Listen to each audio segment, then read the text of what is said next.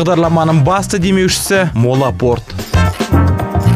Шоу-бизнестегі жаңа қыздар тобы Шамис бейнебаян түсіруде. Анель Аринованың алғашқы жобасы, алғашқы қадамы өз жемісін бере бастағандай. Ештеңе оңайшылықпен келмейді дейді жас продюсер.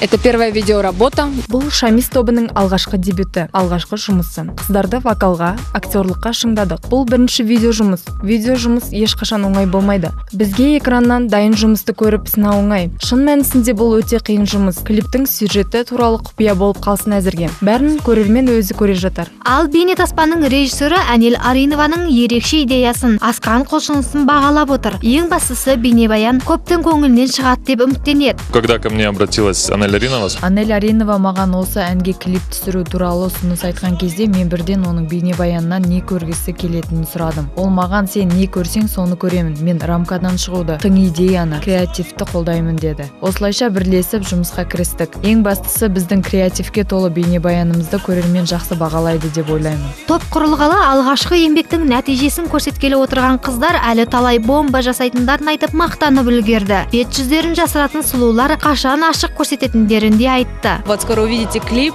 Өте жақында клипті көресіздер. Бұл енді бомба болады. Өйткені мұндай Қазақстанда әлі болған емес. Шамистан ешкімге, еш нәрсеге ұқсамайтын ерекше дүние күтіңіздер. Біздің ашық жүзімізді де тура бір жылдан кейін көре аласыздар. Әзірге осылай бетпердемен жүреміз. Бәрі сіздер үшін, сіздерге тосын сый деп ойлаймыз.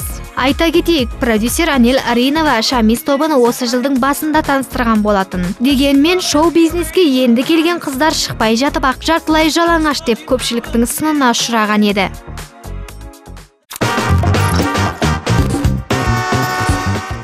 Босанғаннан кейін 40 күн үйде отырған Қарақат Абылдина күтінемін деп 20 келі артық салмақ қосып алғанын айтты. Енді әнші артық салмақпен арылмақшы. Ол үшін Абылдина дұрыс тамақтану режимін ұстанатынын айтты. 40 күн бойы сорпаланып, сары май қосылған майсөкпен ыстық шай ішіп күтінемін деп осы жолы 20 килограмм қосып алыппын. Балағы сүт болу үшін майлы тамақты көп жеу керек деген ұғым дұрыс емес негізі. Адам өзін жақсы сезініп, әдемі көңіл күйде болуы барлығы тамақтан дейді Қарақат.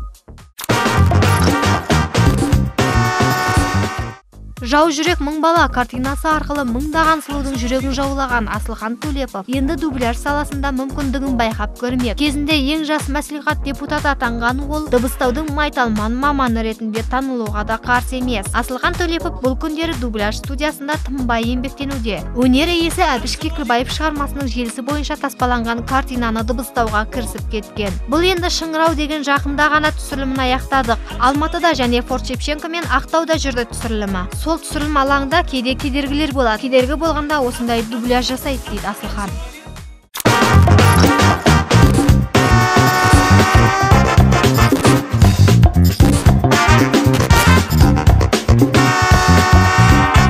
Бағдарламаның басты демеушісі Молапорт.